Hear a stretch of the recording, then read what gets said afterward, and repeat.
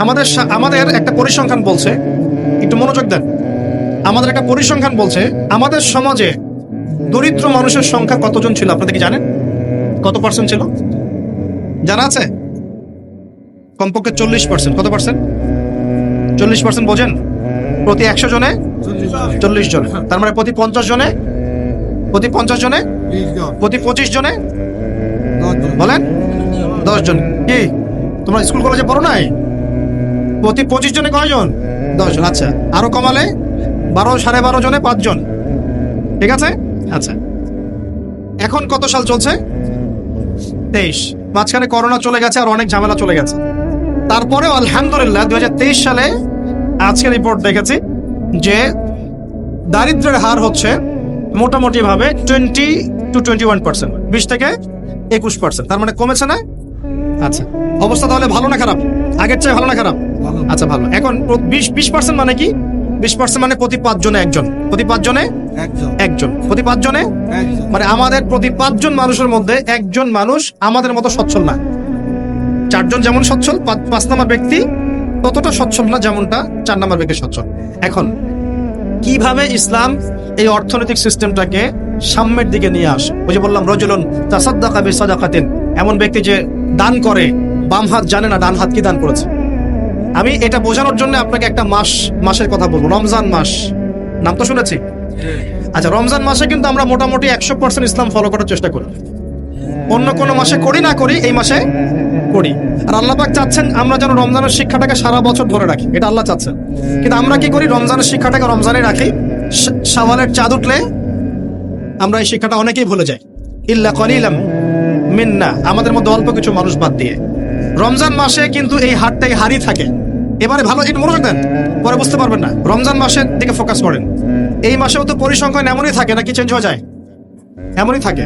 এখন তাহলে আমরা এই মাসে কিভাবে চলি আপনাকে বোঝাচ্ছি। আমরা কি করি? ইফতার যখন আমরা করি না, ইফতার করি না, আমরা ইফতার করি রমজান মাসে, যাকাত দেই, সদকা করি, বেশি বেশি দান করি না? আমরা রমজান মাসে আল্লাহর পথে অনেক দান করি না? প্রতিবেশীকে খাবার দেই না? মানুষের বাসায় ইফতার পৌঁছে দেই না? আসলে আমরা কি করি জানেন? আসলে আমরা ওই 4 জন মিলে ওই যে পঞ্চম ব্যক্তি যার অবস্থা 4 জনের মতো না, ওর দায়িত্ব আমরা নিয়ে নেই। সুবহানাল্লাহ। রমজান মাসে আমরা কি করি? ওই 4 জন মানুষ মিলে ওই পঞ্চম ভাই যে আমার মতো খেতে পারছে না, ওর দায়িত্ব কে নেয়? আমরা দায়িত্ব নিয়ে নেই, ওর ঘরে খাবার পৌঁছে দেই। এভাবে পুরো সমাজের মানুষ খাওয়া শুরু করে, কেউ না খেয়ে মারা যায় না। দেখবেন সবার পাশে সেহরি খাবার, আপনার খাবার দিয়ে আসা হয়, ইফতার দিয়ে আসা হয়, আমরা দেই না? আস্তে আস্তে কমছে তো এটা, কিন্তু আমরা তো দিতাম নাকি না? এমনকি অমুসলিম ভাইরাও যদি থাকে ওদেরকেও ডেকে এসে আমরা কি বলি? বসেন ইফতার করেন, বলি না? আমরা কিন্তু অন্যের খাবারের দায়িত্ব নেই, কিন্তু সারা বছর এটা ধরে রাখি না। আচ্ছা, এবার আসেন। এখন মনে করেন আমি বলছি 5 জনে একজন। এখন মনে করেন আপনার পুরো সমাজে মানুষ 20 কোটি। কয় কোটি? 20 কোটি মানুষের মধ্যে পরিসংখ্যান কেমন হবে? 5 কোটি। তাহলে বলেন তো 5 কোটি মানুষকে এভাবে খাবার প্রোভাইড করাটা কি সহজ কাজ না কঠিন কাজ? সহজ না কঠিন?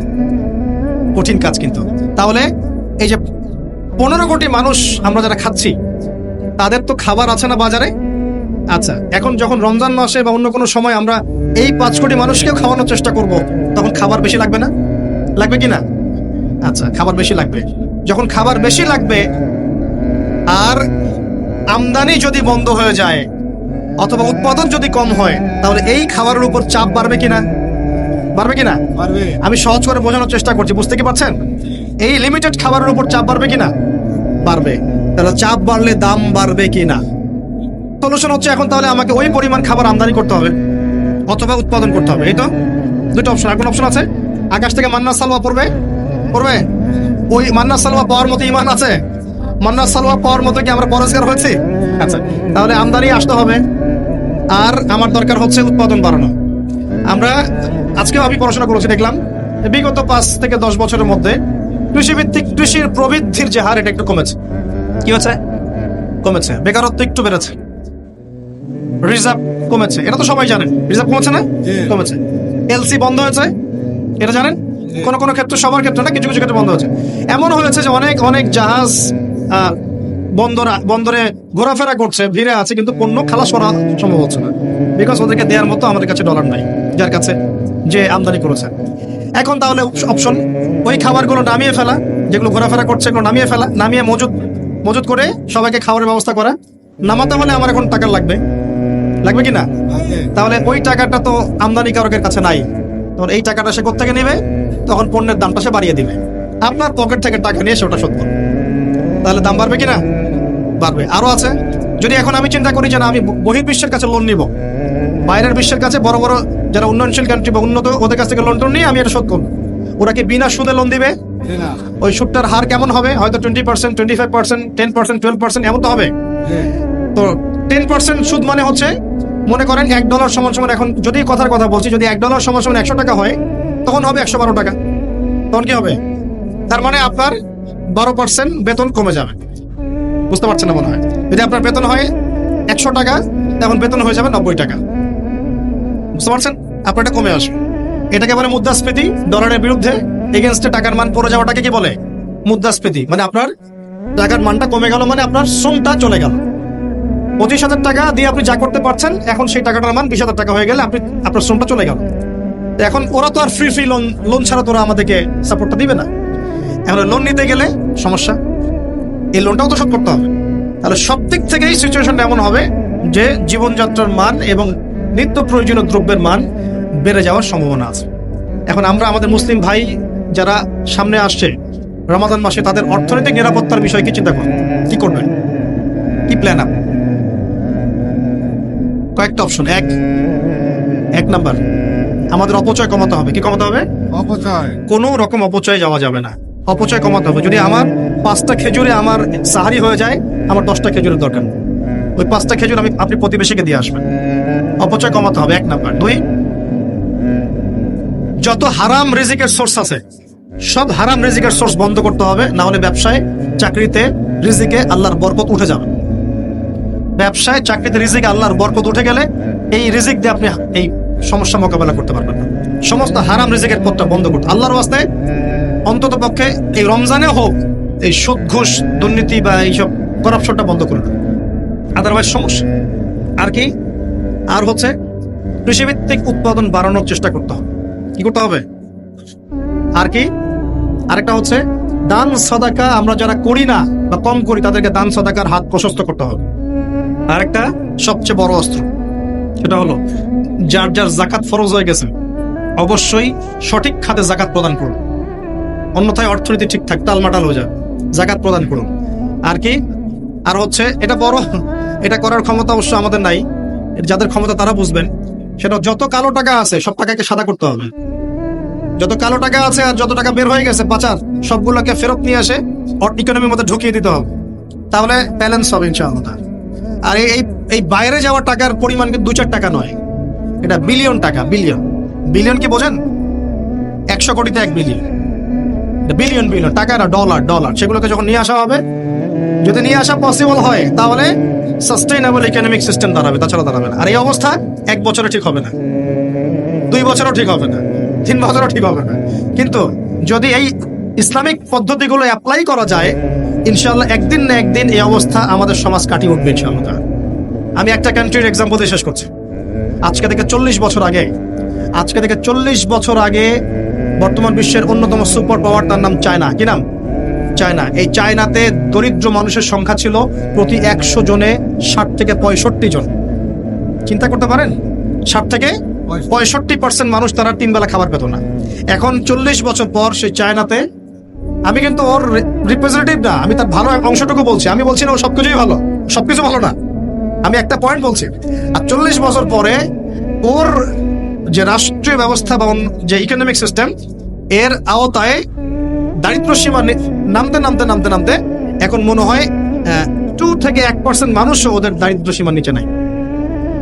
কোথায় 60% থেকে 8%? কিভাবে হয়েছে?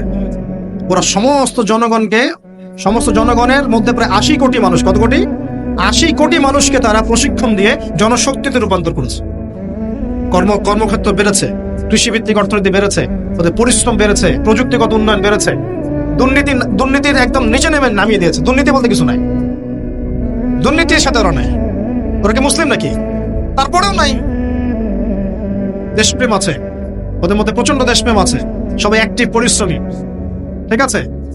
অপচয় করে না, বরং বিশ্বের বড় বড় বাজারগুলো ধরে ফেলেছে এবং এমন ডিপ্লোমেসি অ্যাপ্লাই করেছে সততার সাথে, আমানতদারিতার সাথে, যে 40 বছরের ব্যবধানে আজকে কোথায় আছে দেখতে পাচ্ছেন। ওই যে ফোনটা ধরে আসো, ওটাও চায় না। তো মাথায় এই পার্টস গুলো সব চায় না, ক্যামেরা রেকর্ড সব চায়, কি কি নাই সবকিছুই ওদের, সবকিছু। এবং বিশ্বের 3 নম্বর পরাশক্তি এখন চায় না। আমি বলছি না যে ওরা সবকিছু ওদের ভালো, এটা বলছি না, কিন্তু ওই ঘটদের ব্যাপারে ওরা নির্যাতন করেছে, ওদের অনেক খারাপ কিছু থাকতে পারে। আমি শুধু ইকোনমিক সেকশনটার কথা বলি। আর আমরা দুর্নীতিতে কততম বলে রাগ করবেন নাকি? 1 নম্বর নাই এখন, এক সময় ছিল 2005 সালের দিকে ছিল, এখন কত নাম্বার? 13 কি 12 নাম্বার। তাও থেকে কিছুটা উন্নয়ন হয়েছে আলহামদুলিল্লাহ। যদি আমাদের, আপনারা কি জানেন দুর্নীতি 1 নম্বর দেশকে? দক্ষিণ সুদান। কোন দেশ ওটা? কি মুসলিম কান্ট্রি, নন মুসলিম কান্ট্রি? ওটাও মুসলিম কান্ট্রি। মুসলিমদেরই অবস্থা কেন?